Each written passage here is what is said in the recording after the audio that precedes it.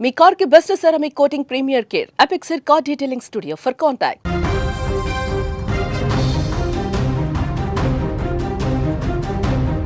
Breaking news. Saudi అరేబియాలో ఘోర road ప్రమాదం చోటు చేసుకుంది. భారతీయ యాత్రికులతో వెళ్తున్నటువంటి బస్సును డీజిల్ ట్యాంకర్ ఢీకొట్టడంతో 42 మంది సజీవ దహనమయ్యారు. మృతుల్లో ఎక్కువ మంది హైదరాబాద్ వాసులు ఉన్నట్టుగా సమాచారం వస్తోంది. మక్కా నుంచి మదీనా వెళ్తుండగా మార్గ మధ్యలో ఈ ప్రమాదం జరిగినట్టు సమాచారం. మృతుల్లో 20 మంది మహిళలు ఉన్నారు, 11 మంది చిన్నపిల్లలు ఉన్నట్టుగా కూడా సమాచారం వస్తోంది. మక్కా నుంచి మదీనాకు వెళ్తున్నటువంటి బస్సు సరిగ్గా అర్ధరాత్రి 1:30 సమయంలో ఈ ప్రమాదం జరిగింది. డీజిల్ ట్యాంకర్ను బస్సు ఢీకొట్టడం వల్ల పెద్ద ఎత్తున మంటలు చెలరేగిపోయి ఆ మంటల్లో ప్రయాణికులందరూ కూడా కాలిపోయినట్టుగా తెలుస్తోంది. ఆ యాత్రికులందరూ బస్సులో ఉన్నారు.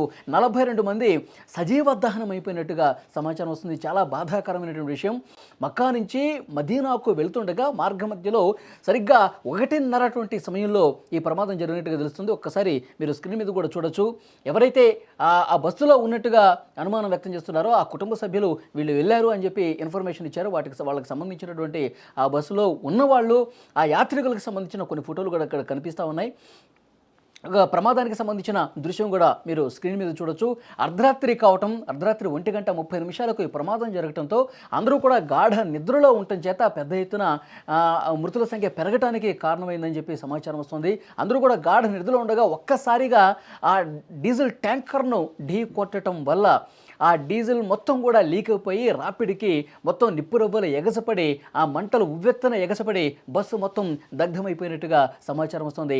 అందులో 42 మంది ఉంటే 42 మంది కూడా అసలు గుర్తుపట్టడానికి వీలు లేకుండా మొత్తం సజీవ దహనమైనట్టుగా సమాచారం వస్తుంది. చాలా బాధాకరమైన విషయం.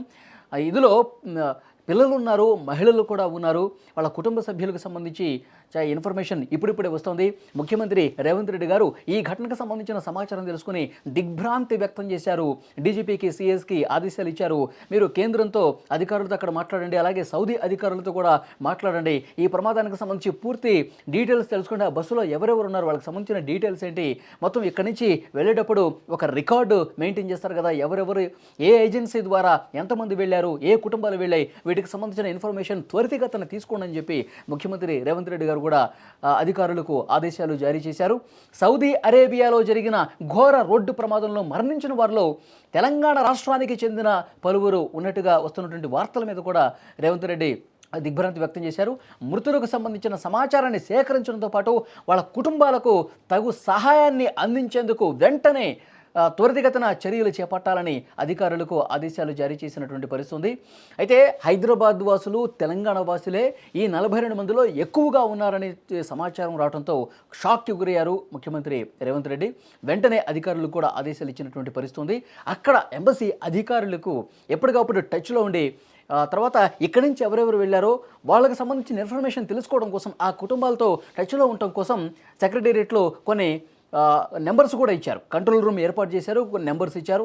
వెంటనే ఏదైనా సాయం కోసం మీకు ఏదైనా అనుమానం ఉన్నా, మీ కుటుంబ సభ్యులకు సంబంధించిన ఇన్ఫర్మేషన్ కావాలనుకుంటే ఈ నెంబర్స్కి ఫోన్ చేయండి.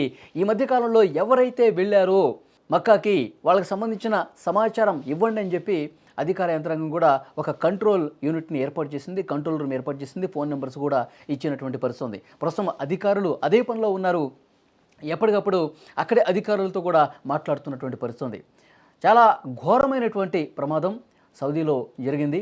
మక్కా నుంచి మదీనాకు వస్తుండగా వాళ్ళు యాత్రను ముగించుకొని వస్తుండగా మదీనాకు వెళ్తుండగా ఒక్కసారిగా డీజిల్ ట్యాంకర్ను ఢీ కొట్టడం వల్ల 42 మంది యాత్రికులతో వెళ్తున్నటువంటి ఆ బస్సు మొత్తం కాలిపోయినటువంటి పరిస్థితి ఒక్కసారి స్క్రీన్ మీద కూడా మీరు చూస్తూ ఉన్నారు. మరోవైపు ఈ ప్రమాదానికి సంబంధించినటువంటి సమాచారం తెలిసిన వెంటనే ఆయా కుటుంబ సభ్యులు కూడా వెంటనే అధికారులతో మాట్లాడుతూ ఉన్నారు. అక్కడ స్థానిక ప్రజాప్రతినిధులతో మాట్లాడుతూ ఉన్నారు.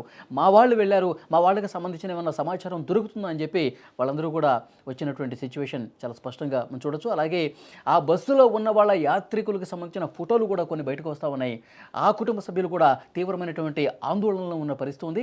ఈ మధ్యాహ్నానికి ఒక క్లారిటీ వచ్చే అవకాశం ఉంది. హైదరాబాద్ వాసులు, తెలంగాణ వాసులు ఎంతమంది ఉన్నారు, ఎంతమంది ఇక్కడి నుంచి ఇటీవల వెళ్ళినటువంటి పరిస్థితి, వాళ్ళకి సంబంధించిన పూర్తి డీటెయిల్స్, అలాగే ఆ బస్సులో ఉన్నటువంటి చిన్నపిల్లలు ఉన్నారు, మహిళలు ఉన్నారు, పురుషులు ఉన్నారు. సో వాళ్ళకి సంబంధించిన డీటెయిల్స్ పేర్లతో సహా, వాళ్ళ నెంబర్లతో సహా అన్నీ కూడా ఈ మధ్యాహ్నానికి ఒక క్లారిటీ వచ్చే అవకాశం కనిపిస్తుంది.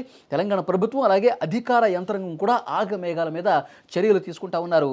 అక్కడ సౌదీలో ఉన్నటువంటి అధికారులు అలాగే కేంద్రానికి సంబంధించినటువంటి రెసిడెంట్ కమిషనరు మాట్లాడుతూ ఉన్నారు. ఎప్పటికప్పుడు సమాచారం తెప్పించుకుంటూ ఉన్నారు. ఇంకా క్లియర్గా ఇన్ఫర్మేషన్ రావాల్సి ఉంది. ఎంతమంది మన వాళ్ళు భారతీయులు ఉన్నారు, ఏ రాష్ట్రాలకు సంబంధించిన వాళ్ళు ఎంతమంది ఉన్నారు, ఇక్కడ తెలంగాణ, హైదరాబాదు అలాగే ఆంధ్రప్రదేశ్కి సంబంధించిన వాళ్ళు కూడా ఎవరైనా ఉన్నారా, వాళ్ళకి సంబంధించి డీటెయిల్స్ తెలుసుకుంటారు.